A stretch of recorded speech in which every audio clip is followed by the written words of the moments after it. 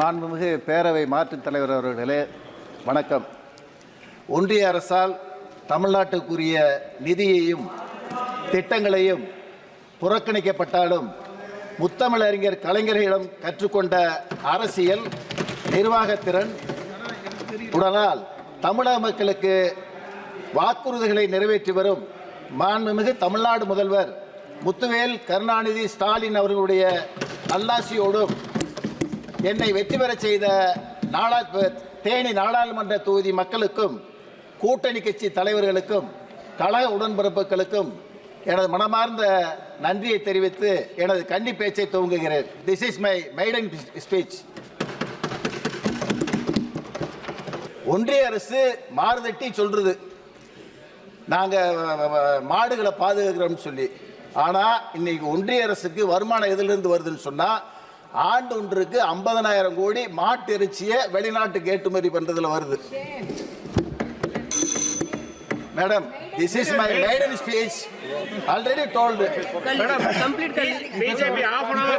50,000 கோடி ஆண்டு ஒன்றுக்கு 50,000 கோடி மாட்டு இறைச்சி ஏற்றுமதி செய்யப்படுகிறது. நண்பர் பேசும்போது சொன்னாரு வனவிலங்குடைய எண்ணிக்கையை கால்நடை கணக்கிட்டு சொல்லி இருக்கு. பசுமாடு மொத்தம் இந்தியாவில் எவ்வளவு இருக்குன்னு பார்த்தா 30 கோடியே 30 லட்சம் பசுமாடு தான் இருக்கு. டோட்டலா 7 கோடியே 40 லட்சம் செம்மறியாடு தான் இருக்கு. 14 கோடியே 80 லட்சம் வெள்ளாடு தான் இருக்கு. 90 லட்சம் பன்றிகள் இருக்கு.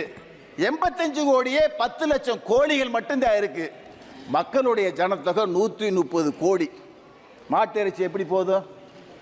இந்த மாட்டு இறைச்சி வனவிலங்குகளை பாதுகாத்தால் தான் மக்களுக்கு உண்டான இறைச்சி கொடுக்கப்படும். ஒன்றிய அரசு கவனம் செலுத்த வேண்டும். செலவு வைக்கிறதுக்கு 3000 கோடியை ஒன்றிய அரசு செலவு பண்ணுது. பார்லிமெண்ட் கட்டுறதுக்கு 2000 கோடியை செலவு பண்ணுது. 130 கோடி மக்களுக்கு இறைச்சிகளை கொடுப்ப வனவிலங்குகளுக்கு பாதுகாப்பான நிதியை மாநிலங்களுக்கு ஒன்றிய அரசு வழங்க வேண்டும் என்பதுதான் என்னுடைய நியாயமான கோரிக்கை. பால் உற்பத்தியில் இந்தியா உலக உற்பத்தியில் இந்தியாவுடைய பங்கு 25% இருக்கு. அதில் தமிழ்நாடு 10.60 மில்லியன் டன் மூலம் 11ஆம் இடத்துல இருக்கு இன்னைக்கு பால் உற்பத்தியில்.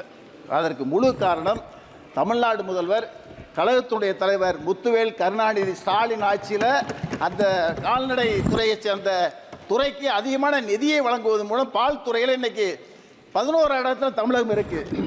பால் விலையில் இன்னைக்கு பெரிய போட்டி என்னன்னு சொன்னால் தனியார் துறை நிறுவனங்கள் பால் உற்பத்தி செய்து கூட்டுறவு பால் பண்ணை மூலமாக உற்பத்தி செய்யக்கூடிய விவசாயிகளுக்கு பெரிய இடையூறு இருக்கு.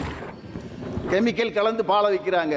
அதை தடுப்பதற்கு ஒன்றிய லெவலில் ஒரு கமிட்டியை ஃபார்ம் பண்ணி அதை கண்ட்ரோல் பண்ணுவதற்கு ஒன்றிய அரசு முன் வரணும். ஒன்று. ரெண்டாவது, எதுக்கோ ஜிஎஸ்டி போடுறீங்க. பிராண்டட் நெய்க்கு 12% ஜிஎஸ்டி போடுறீங்க. சாதா நெய்க்கு 5% போடுறீங்க. நான் கேட்குறேன், 16 லட்சம் கோடியை கடனை வாங்கிட்டு வெளிநாட்டுக்கு ஓடிவிட்டாங்க. அந்த கடனை தள்ளுபடி பண்ணுறீங்க ஒன்றிய அரசு. பாவம் ஏழை விவசாயி மக்கள் பாலை பீச்சுறதுக்கு எவ்வளவு சிரமப்படுறாங்க. அவங்க வாங்குற கடனுக்கு 100% மானியத்தை கொடுங்க, கடனை கொடுங்க, அதற்குண்டான நிதியை ஒதுக்குங்க. அதை செய்வதற்கு முன் வரல. அந்த சாதாரண நெய்க்கு வரி விதிக்கிற அந்த 5% வரியை பிராண்டட் நெய்க்கு 5% கொடுங்கன்ற. பால் உற்பத்தி அதிகமாக விளையும் பால் உற்பத்தியாளருக்கு போய் சேரும். அதுதான் எங்களுடைய நோக்கம்.